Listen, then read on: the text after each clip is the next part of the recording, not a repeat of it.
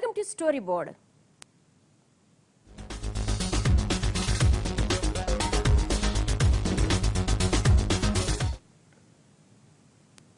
మన దేశంలో విలాసాల్లో మునిగి తేలే వాళ్ళు చాలా మంది ఉన్నారు. కానీ వాళ్ళెవరూ తాము జల్సారాయుళ్ళమని చెప్పుకోలేదు. కానీ ఒక్కడు మాత్రం తాను జల్సారాయుణ్ణి అని బల్లగుద్ది మరీ చెప్పుకున్నాడు. నాకు డబ్బుంది, నేను ఎంజాయ్ చేస్తానంటూ విర్రవీగాడు. కానీ కట్ చేస్తే 4 ఏళ్లు తిరిగేసరికి ఆయన పాపాలన్నీ ఒక్కొక్కటిగా పండడం మొదలుపెట్టి శిఖరంపై సింహాసనం వేసి కూర్చున్న ఆ మాయగాడిని అధపాతాళానికి తోసేశాయి.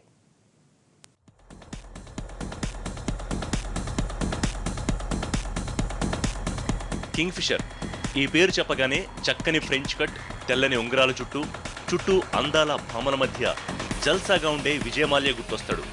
మరికొంతమందికి గోడకు వేలాడుతూ కాలాన్ని మరిపించే ముద్దుగుమ్మలతో నిండిన కింగ్ ఫిషర్ క్యాలెండర్ కళ్ల ముందు రెపరెపలాడుతుంది.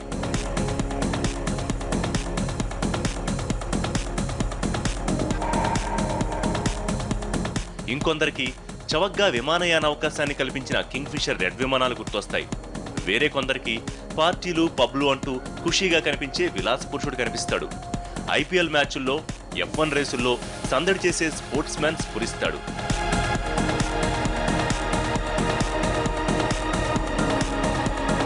బీర్ బాటిల్తో పాపులర్ అయిపోయిన సెలబ్రిటీ కదలాడతాడు. 6-7 పరిశ్రమలతో తన సామ్రాజ్యాన్ని వేల కోట్ల నుంచి లక్షల కోట్లకు తీసుకెళ్లిన బిజినెస్ మ్యాన్ గుర్తొస్తాడు. ఇలా చెప్పుకుంటూ పోతే ఒక్కొక్కరికి ఒక్కోలా కనిపిస్తాడు. అన్నింటినీ మించి దేశంలో అపర కుబేరుల్లో ఓ కోటీశ్వరుడు కనిపిస్తాడు.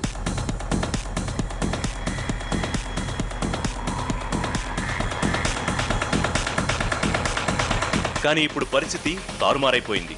ఐపీఎల్, F1, హార్స్ రేసుల రారాజు పరిస్థితి ఇప్పుడు రిటర్న్ ఆఫ్ ది డ్రాగన్ అయిపోయింది. ముద్దుగుమ్మల మధ్య కళకళలాడిన నెలరాజు అమావాస్య చంద్రుళ్లా వెలవెలబోతున్నాడు. లెక్కల్లో చెప్పుకోవడానికి లక్షల కోట్లున్నా కొన్నేళ్ల కిందట తన విమానాలకు పెట్రోల్ కొనుక్కోవడానికి డబ్బులు లేకుండా పోయాయి అతనికి. అప్పట్లో రాయితీల కోసం సర్కారును బతిమాలుకున్న ఈ కింగ్ ఇప్పుడు మరో మెట్టు దిగాడు. ఒకప్పుడు ఇండియన్ బిజినెస్ ఇండస్ట్రీలో టైకూన్లా ఎదిగిన ఈ కింగ్ కాస్త కింగ్ ఆఫ్ లాసెస్ గా మారిపోయాడు. 2012లో కింగ్ ఫిషర్ నష్టాల బాట పట్టాక మెల్లగా ఆ సంస్థను మూసేశాడు. బ్యాంకులకు కట్టాల్సిన వేల కోట్ల రూపాయల బకాయిల్ని ఎగ్గొట్టాడు. ఎన్ని నష్టపోయినా తనకు అండగా యునైటెడ్ బ్రేవరీస్ ఉందన్న ధీమాతోనే ఉన్నాడు. దీనికి తోడు యునైటెడ్ స్పిరిట్స్ చైర్మన్ గా రాజసం వెలగబెట్టిన మాల్యా ఇప్పుడు అదే సంస్థకు పరాయివాడుగా మారాడు. తప్పని పరిస్థితుల్లో మాల్యా యునైటెడ్ స్పిరిట్స్ సంస్థకు రాజీనామా చేశారు.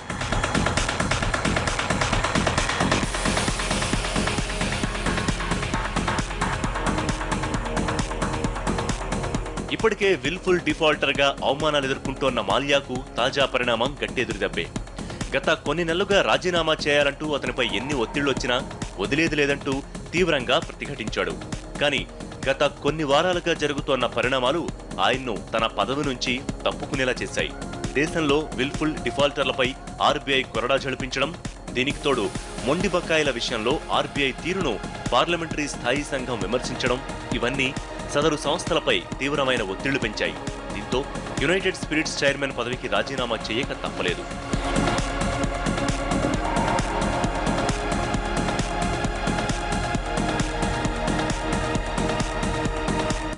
We are pleased with today's announcement wherein Dr. Malia has resigned as chairman and non-executive director of United Spirits. The USL board has appointed Mr. M.K. Sharma as non-exec chairman with immediate effect. This agreement is an affirmative action to end Dr. Malia's association with USL. With this resignation, Dr. Malia no longer has any authority or responsibility within the USL group. He resigns from the board of other group companies of USL. Mallya రాజీనామాతో United Spirits పగ్గాలు Diageo చేతిలోకి వెళ్లనున్నాయి. ఇన్నాళ్లు బోర్డులో మాల్యా ఉండడం, అతనిపై చాలా బ్యాంకులు wilful defaulter అన్న ముద్ర వేయడంతో యునైటెడ్ స్పిరిట్స్ కి ఎలాంటి అప్పులు పుట్టలేదు. ఏడాది కిందట సంస్థ విస్తరణ కోసం కూడా బ్యాంకులు లోన్లు ఇవ్వడానికి నిరాకరించాయి. యునైటెడ్ స్పిరిట్స్ లాభాల్లోనే ఉన్నా మాల్యా కారణంగా బ్యాంకులు కార్పొరేట్ లోన్లు ఇవ్వడానికి భయపడుతూ వచ్చాయి. కానీ మాల్యా రాజీనామా డైజియో పగ్గాలు చేపట్టడంతో యునైటెడ్ స్పిరిట్స్ మళ్లీ పుంజుకుంటుందని షేర్ హోల్డర్లు ఆశాభావం వ్యక్తం చేస్తున్నారు.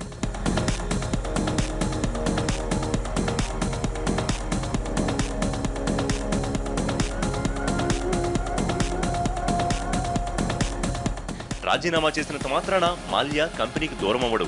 ఇకపై యునైటెడ్ స్పిరిట్స్ కి మాల్యా గౌరవ అధ్యక్షుడిగా మాత్రమే ఉంటాడు. బోర్డులో ఉన్న ఆయనకు ఎలాంటి నిర్ణయాధికారాలు, ఆర్థిక ప్రయోజనాలు ఉండవు. ఇలా గడిచిన 5 ఏళ్లుగా మాల్యా ఒక్కో మెట్టు దిగుతూనే ఉన్నాడు. కొన్నేళ్ల కిందట ఇండియన్ బిజినెస్ టైకూన్ గా చక్రం తిప్పిన మాల్యా ఇప్పుడు చేసిన అప్పుల చక్రబంధంలో ఇరుక్కుని విలవెల్లాడుతున్నాడు.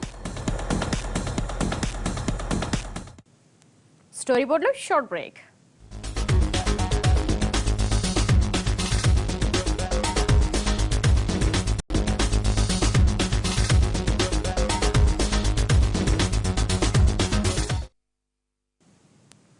Welcome back. 1,00,000 కోట్లకు పైగా ఆస్తులున్న విజయ్ మాల్యా పరిస్థితి ఎందుకింతలా దిగజారిపోయింది? ఒకప్పుడు కింగులా వెలిగినోడు ఇప్పుడు ఎందుకిలా దివాళా రాగాలు తీస్తున్నాడు? అసలు కింగ్ ఫిషర్ సృష్టికర్త దాని ఫినిషర్ గా ఎందుకు మారాడు? అసలు బ్యాంకులను ఎలా ముంచాడు? విల్ఫుల్ డిఫాల్టర్ గా ఎలా మారాడు? శిఖరం నుంచి అధపాతాళానికి ఎలా జారాడు? Kingfisher Airlines, United Breweries, Royal Challengers of Bengaluru, F1 రేసులో వాటా, ఇలా చెప్పుకుంటూ పోతే విజయ్ మాల్యా ఆస్తులు ఎన్నో అనిపిస్తుంది. ఎన్ని ఆస్తులున్నా అంతకు మించిన క్రిమినల్ బ్రెయిన్ కూడా ఉంది. దాంతోనే బ్యాంకుల్ని బురిడి కొట్టించాడు. తన దగ్గర లక్షల కోట్ల ఆస్తులున్నా తాను మాత్రం కొత్త కంపెనీ పెట్టాలంటే బ్యాంకుల నుంచే అప్పులు తీసుకుంటాడు. ఇదే రూట్లో బ్యాంకుల నుంచి 6,900 కోట్లు అప్పు తీసుకున్న మాల్యా ఆ డబ్బుతో కింగ్ ఫిషర్ అనే సంస్థను స్థాపించాడు. ఆ తర్వాత ఆ డబ్బును IPL లోనూ ఇన్వెస్ట్ చేశాడు. చివరికి 4 ఏళ్లు తిరగకుండానే కింగ్ ఫిషర్ కి నష్టాలు వచ్చాయని చేతులెత్తేశాడు.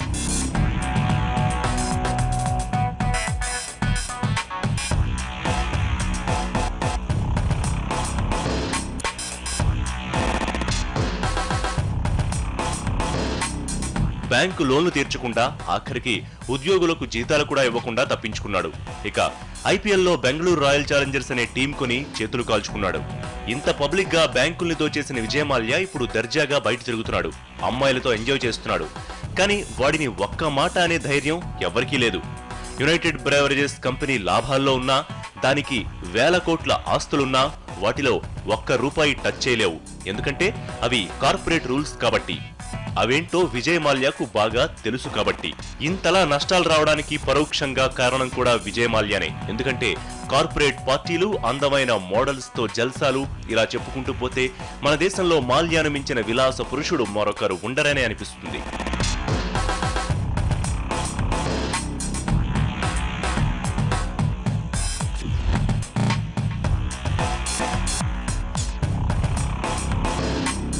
కార్పొరేట్ మీటింగులకు వస్తే సూటు బూట్లో కనిపించే కింగ్ మాల్యా క్యాలెండర్ షూట్ అనగానే కుర్రాడైపోతాడు.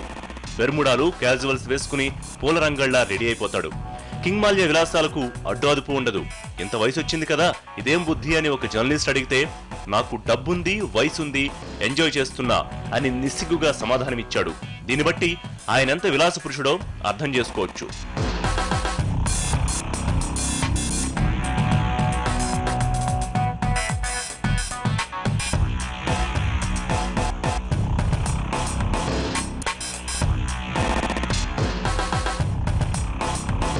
ఇలా కింగ్ మాల్యా బ్యాంకు నుంచి వేల కోట్ల అప్పులు తీసుకుని వాటిని ఉద్దేశపూర్వకంగానే ఎగ్గొట్టాడు. బ్యాంకుల నుంచి తీసుకున్న అప్పును విలాసాలకు వాడుకుని తీరా ఇప్పుడేమీ తెలియనట్లు కబుర్లు చెప్పడాన్ని బ్యాంకర్లు తీవ్రంగా ఆక్షేపించారు.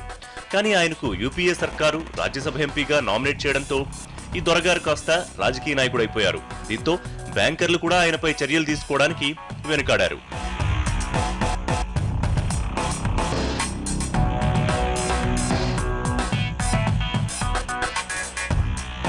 ఇలా ఉద్దేశపూర్వకంగా బ్యాంకులను ముంచేయడంలో ఒక్క మాల్యానే కాదు, ఆయనతో పాటు చాలా మంది కార్పొరేట్లు ఇదే దారిలో అడుగులేశారు. ఇందుకోసం ఏ ముంబైకో ఢిల్లీకో వెళ్లిపోనక్కర్లేదు. మన 2 తెలుగు రాష్ట్రాల్లోనే ఇలాంటి కంట్రీ కార్పొరేట్లు ఓ 40 మంది దాకా ఉన్నారు.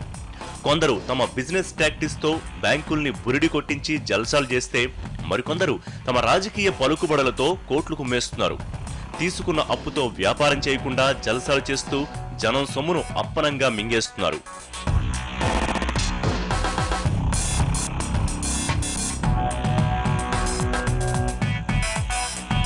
ఇండియన్ బ్యాంకర్స్ అసోసియేషన్ విల్ఫుల్ డిఫాల్టర్ల లిస్ట్ లో ఉన్న ఓ ఏపీకి చెందిన కంపెనీ లోన్లు తీసుకున్న ప్రారంభంలో అసలు నేల మీద నడిచిందే లేదు. మీడియాకి చెందిన ఆ కంపెనీ ఏకంగా మొదట్లో 30 బెంట్లీ కార్లను కొనుగోలు చేసింది. అంతేకాదు తమ సంస్థలో పనిచేసే ప్రతి ఉద్యోగికి కారుండాలని కండిషన్లు పెట్టింది. అలాంటి సంస్థ 2 ఏళ్లు తిరగకుండానే దివాలా తీసి ఆస్తులమ్ముకుంది.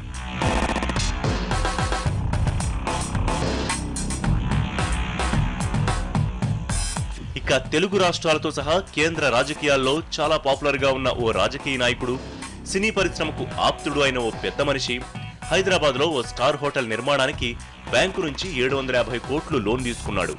అందులో ఓ 50 కోట్లు పనిచేసి మిగిలిన దాంట్లో 300 కోట్లు నొక్కేసి బ్యాలెన్స్ 400 కోట్లతో హోటల్ కట్టాడు. తెచ్చిన మొత్తం అంతా హోటల్ నిర్మాణానికి వాడేసినట్లు లెక్కలు చూపించిన ఆ నేత ఆపై బిజినెస్ లేదంటూ బ్యాంకులకు ఉత్త చేతులు చూపించాడు. నిజానికి ఆ హోటల్ మీద అప్పుకి నెలకి 20 కోట్లు వడ్డీ కట్టాలి. కానీ ఇప్పటికీ ₹1 కూడా కట్టిన పాపాన పోలేదు. అదేమని అడిగే ధైర్యం బ్యాంకులు చెయ్యలేవు కూడా.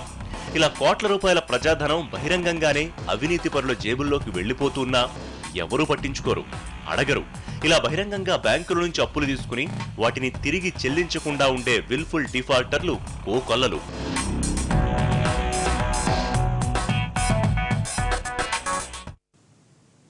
మరి షార్ట్ బ్రేక్.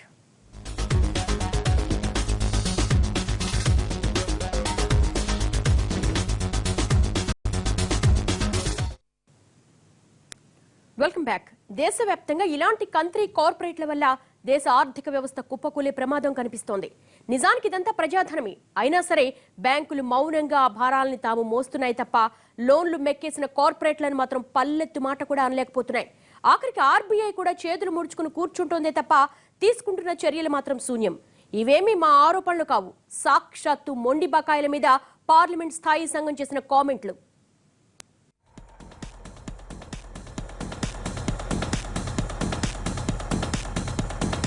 ప్రస్తుత ఆర్బీఐ అంచనాల ప్రకారం 2016 మార్చి చివరికల్లా దేశంలో కార్పొరేట్ కంపెనీ మొండి బకాయిలు 4 లక్షల కోట్ల వరకు ఉన్నాయి. 2008లో 39,000 కోట్లుగా ఉన్న మొండి బకాయిలు మార్చి 2013 కల్లా 1,64,000 కోట్లకు పెరిగాయి. అవి కాస్త 2015 నాటికి 3 లక్షల కోట్లకు పెరిగాయి. ఇక గడిచిన ఒక్క ఏడాదిలో వాటి సంఖ్య అధికారికంగానే 4.5 లక్షల కోట్ల వరకు ఉంది. ఇక దేశవ్యాప్తంగా 10 కోట్ల కన్నా తక్కువ లోను తీసుకుని బ్యాంకులకు టోపీ పెట్టిన వాళ్ల ఎగవేతలు కూడా లెక్కలేస్తే అది 1,00,000 కోట్లకు పైమాటే ఉంటుంది. ఇక 1 కోటి వరకు కార్పొరేట్ లోను తీసుకుని ఎగ్గొట్టిన అందరూ డిఫాల్టర్ల ఎగవేత 3 లక్షల కోట్లు ఉంటుందని అంచనా. ప్రస్తుతం దేశ ఆర్థిక వ్యవస్థను కుదిపేస్తోన్న అతిపెద్ద సమస్య మొండి బకాయిలే. ఇవి ఎప్పటికి వసూలవుతాయో తెలియక వాటి మీద పడే భారీ వడ్డీ భారాన్ని మొయ్యలేక బ్యాంకు దిగాలుగా చూస్తూ దివాళా వైపు వడివడిగా అడుగులేస్తున్నాయి. ఇది దేశ ఆర్థిక వ్యవస్థనే ప్రమాదంలోకి నెట్టేస్తోంది.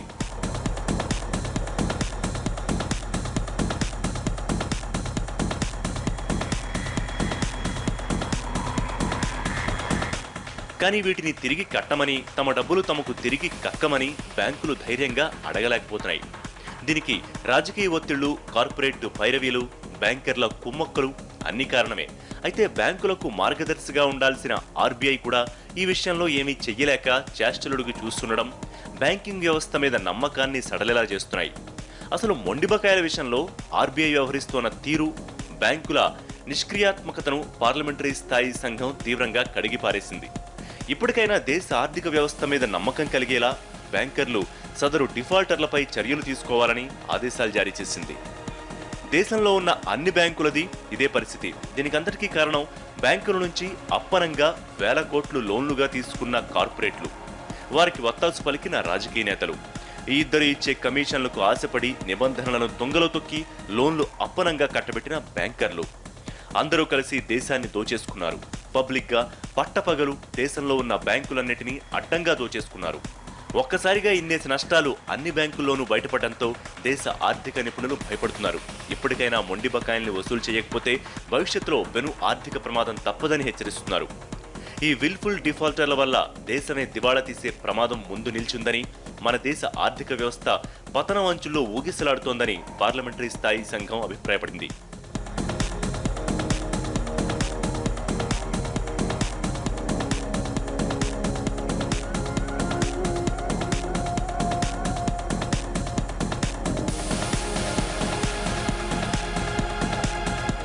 – 2008లో అమెరికాలో ఆర్థిక వ్యవస్థ కుప్పకూలడానికి అసలు కారణం ఇలాంటి డిఫాల్టర్లే. ఇప్పుడు అదే ప్రమాదం మన దేశం ముంగిట కనిపిస్తోంది. ఈ మాటలన్నది ఎవరో కాదు, పార్లమెంటరీ స్థాయి సంఘానికి నేతృత్వం వహిస్తోన్న ఆర్థికవేత్త, మాజీ ప్రధాని మన్మోహన్ సింగ్. ప్రపంచ ఆర్థిక వ్యవస్థలన్నీ మందగమనంతో ఉన్నా మన దేశంలోని వృద్ధి రేటు బాగుండడం వల్లే మాంద్యం బారి నుంచి బయటపడగలుగుతున్నాం. కానీ ఏమాత్రం పట్టు తప్పినా భారత ఆర్థిక వ్యవస్థే ప్రమాదంలో పడుతుందని 31 మంది సభ్యులున్న పార్లమెంటరీ స్థాయి సంఘం చెప్పుకొస్తోంది. ఇప్పటికైనా బ్యాంకర్లు మేల్కొనకపోతే భారీ ఆర్థిక ప్రమాదం తప్పదని హెచ్చరించింది. ఇలా భయాందోళనలు వ్యక్తం చేయడమే కాదు, భవిష్యత్తులో మొండి బకాయిలు రాబట్టడానికి చేయాల్సిన చర్యలను కూడా పార్లమెంటరీ స్థాయి సంఘం సూచించింది. ఎన్పీఏ దిశగా అడుగులేస్తోన్న లోన్ల విషయంలో బ్యాంకులు, ఆర్బీఐ అప్రమత్తంగా ఉండాలని, వారికి ఎప్పటికప్పుడు హెచ్చరికలు జారీ చేస్తూ ఉండాలని చెప్పింది. పెద్ద మొత్తంలో రుణాలిచ్చిన సంస్థల పనితీరును ఎప్పటికప్పుడు ఆడిట్ చేయాలని సూచించింది. ఏదైనా కార్పొరేట్ కంపెనీ తన లోన్ను రీషెడ్యూల్ చేయాలని కోరితే వెంటనే సదరు రుణాన్ని ఆ సంస్థలో వాటాగా పరిగణించాలన్న ఆర్బీఐ నియామకాన్ని కఠినంగా అమలు చేయాలని సూచించింది.